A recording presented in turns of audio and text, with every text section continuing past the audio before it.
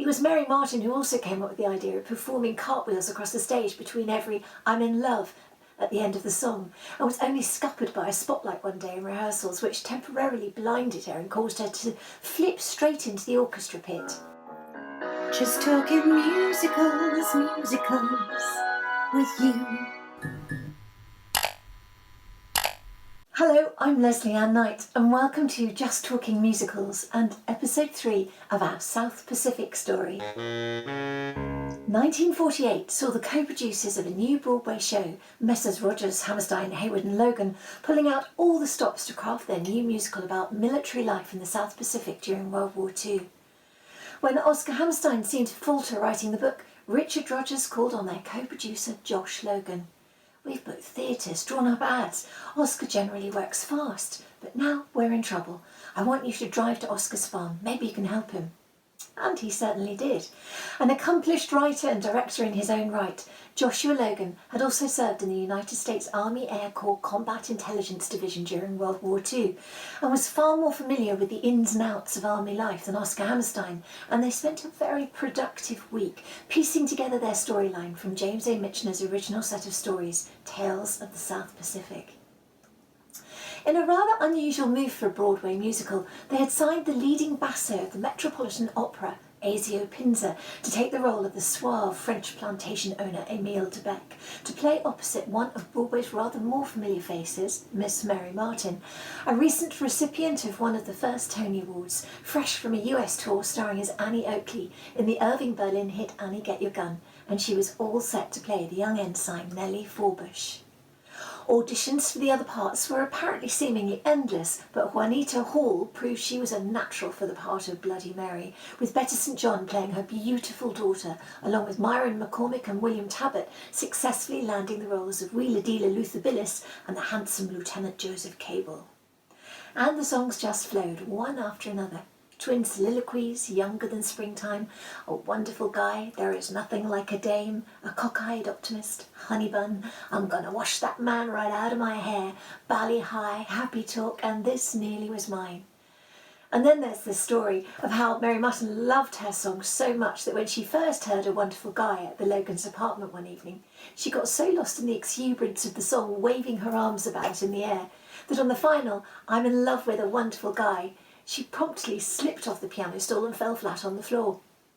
It was Mary Martin who also came up with the idea of performing cartwheels across the stage between every "I'm in love" at the end of the song, and was only scuppered by a spotlight one day in rehearsals, which temporarily blinded her and caused her to flip straight into the orchestra pit. Thereafter, she settled for skipping from one side of the stage to the other. Martin also came up with the idea of washing her hair on stage and I'm Gonna Wash That Man Right Out of My Hair, and made it one of the most talked about songs in the entire show. People often talk about the speed Richard Rodgers composed the music to the songs, and there's one particular incident during the writing of South Pacific where he and Oscar were having lunch at Josh Logan's house one day, and Oscar handed him the lyrics for Bloody Mary's song about the mysterious neighbouring island of Bally High. In Rodgers' own words, he simply spent a minute or so studying the words, turned the paper over and scribbled some notes, then went into the next room where there was a piano and played the song. The whole thing couldn't have taken more than 5 minutes. Rodgers always maintained that if you know your trade, the actual writing should never take long, although there are far more people who would readily argue the point that it helps to have a genius talent for a tune as well.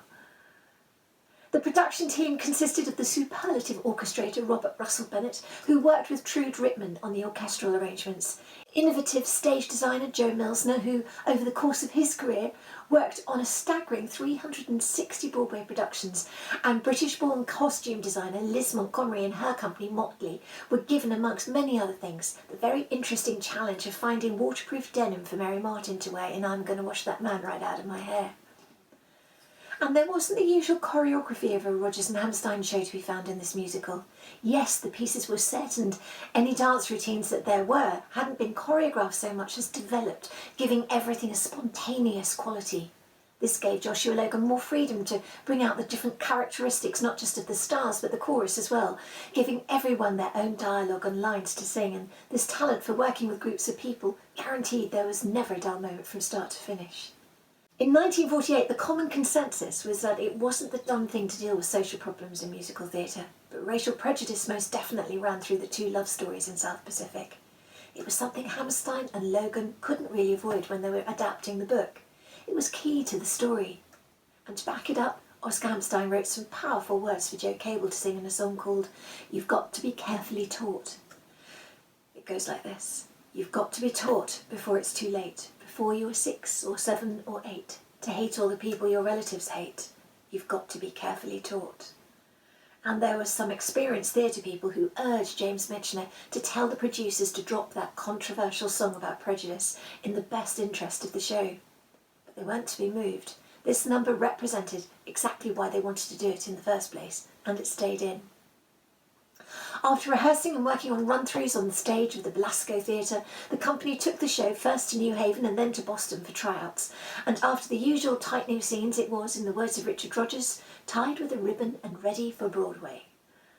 With a reassuring record-breaking advance box office of $400,000, South Pacific opened on Broadway at the Majestic Theatre on West 44th Street on the 7th of April 1949 amidst an unprecedented demand for opening night tickets, with what Variety magazine described as an audience comprising a who's who of show business and the arts, who not only repeatedly stopped the show with applause and cheers, but gave a satisfied and reportedly prolonged standing ovation at the final curtain. Whew! Right, that's it for this episode. Coming up, the audience might have loved it, but what about the all-important critics? And what were their chances of this being the next big show like Oklahoma had been just 6 years before? You can find out soon in our final instalment coming up after this. I'm Lesley Anne Knight. You can find us talking musicals on Facebook, Instagram, Twitter, and now as a handy podcast as well. Oh yes, and as ever, we'd love it if you press subscribe. There's nothing to pay, but it means you get sent a message when we post a new episode. Coming up, don't miss the final part of our South Pacific story on Just Talking Musicals. Just talking musicals, musicals with you.